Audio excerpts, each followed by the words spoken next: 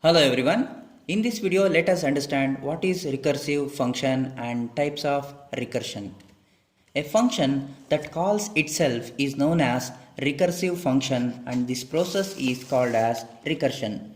Recursion is a method of solving a problem where the solution depends on the solutions to the smaller instance of the same problem. In other words, we can say that when we want to solve a problem, we can solve the same problem but small in size so that we can get the solution for the bigger problem.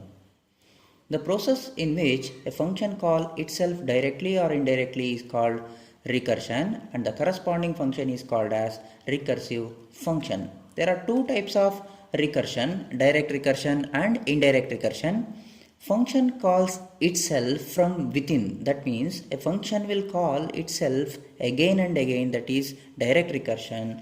In indirect recursion, two functions calls mutually, that is a function call another function and the other function will call the first function. Function 1 will call the second function and second function will call the first function. So here we have one example of direct recursion. If a function explicitly calls itself, it is called direct recursion, and when the function invokes itself directly, that is direct recursion. Here the function f1 will call itself again and again until the base case n is equal to 0 becomes true. And here is another example for indirect recursion. This occurs when a function invokes other function, again it causes the original function to be called. That means if a function f1 calls f2, which again leads f2 to call f1. So this is what will happen. It is called indirect recursion or mutual recursion.